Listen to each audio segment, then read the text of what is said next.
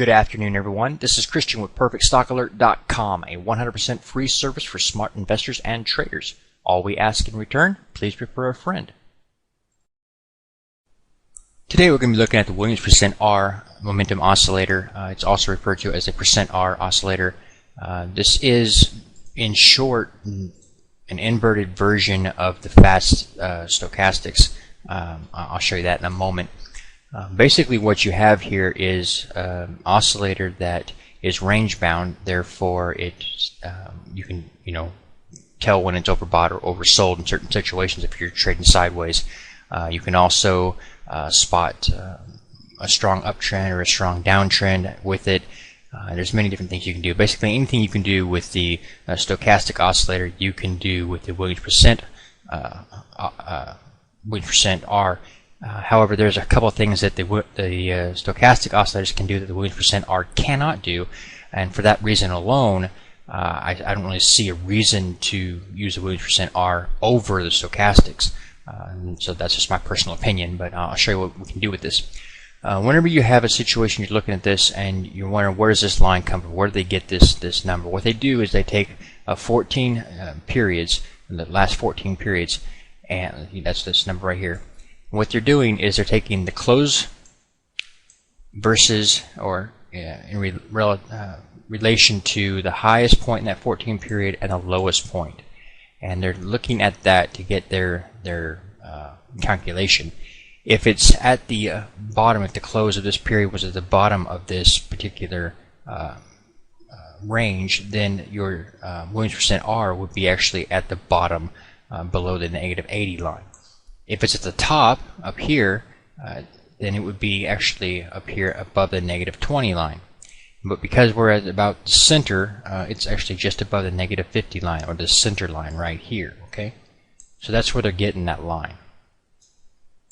When we use the Williams %R as an oscillator, we're looking at it and saying that anytime that the Williams %R moves up above the -20 line, of this line that I've just drawn here, but that's where you're going to start getting toppy. You start getting a pullback here, here, here, here. Okay.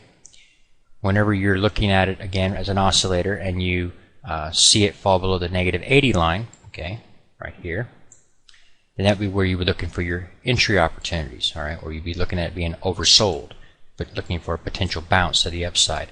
Some people will simply look at it and say, whenever she breaks down below this line again, after she jumped up there, when she breaks below it again, that's a sell signal. You should short, and they can do that repeatedly.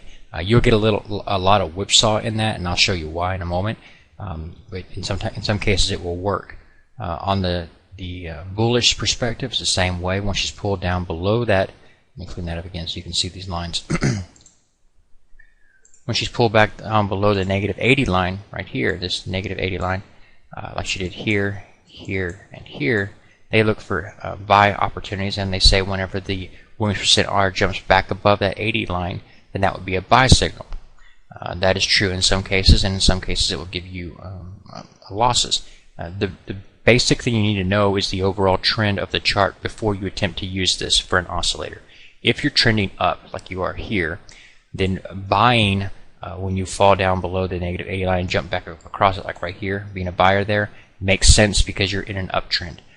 You would then ignore the overbought signals whenever you're in an uptrend. In a situation where you're in a downtrend, you would do the exact opposite. You would look to short opportunities with that jump up here above the -20 line, and then ignore the oversold conditions.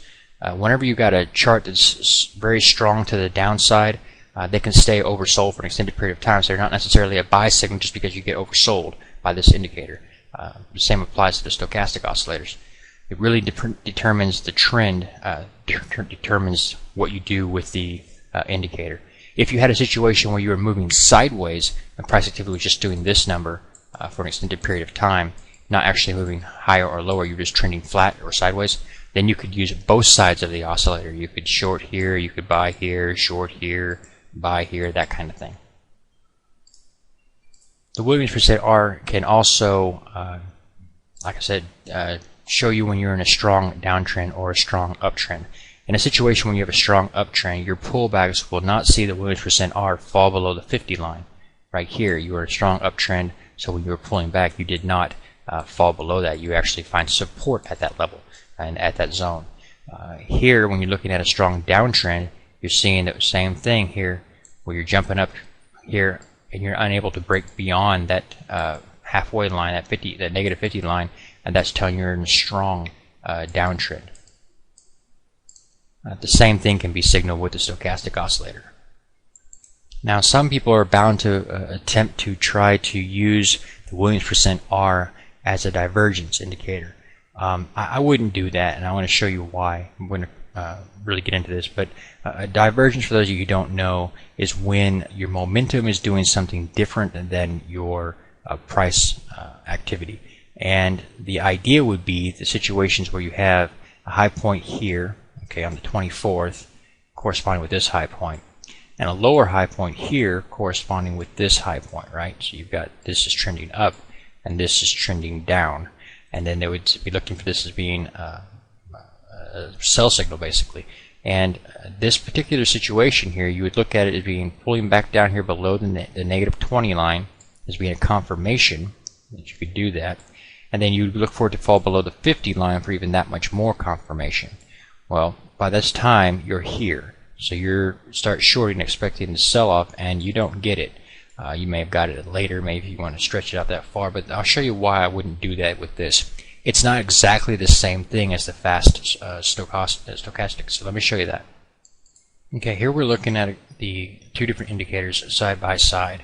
What the Williams percent R really is, it's just very simply the percent K of the fast stoch. I mean, it's identical.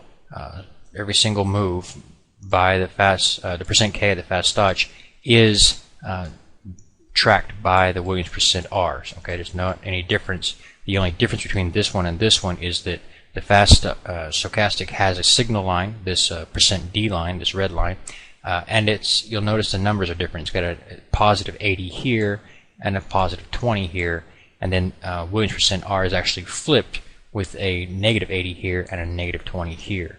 But other than that, the identical information is being posted there. However, George Lane, who is the creator of the fast stoch, he based his divergence on the percent D. So his entire theory is based on divergence of the percent D, which is the red line, and that's not being duplicated by the Williams percent R. So I would argue, or at least it could be debated, that you shouldn't attempt to do divergence analysis the same way on Williams percent R that you would on the fast stochastic.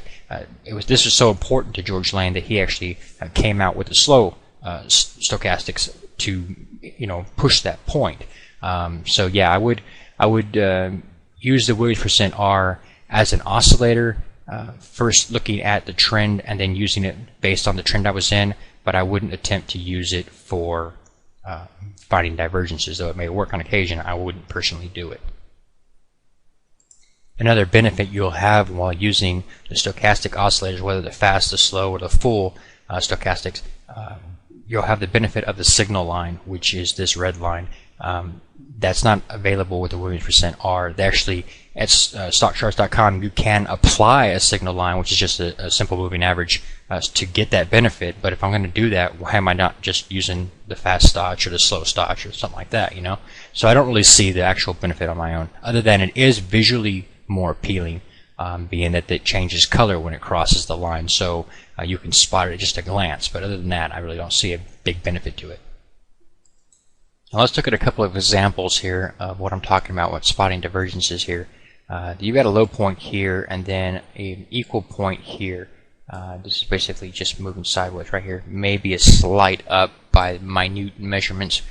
Here are the same points using the fast stoch at the proper percent D. So you're looking at this red line here. You see here much higher. Here it's obviously clearly up there, and while price was actually moving down, that is a bullish divergence here. This may be missed. Also over here you've got it again. You've got a situation where you have a low point here and equal low point here.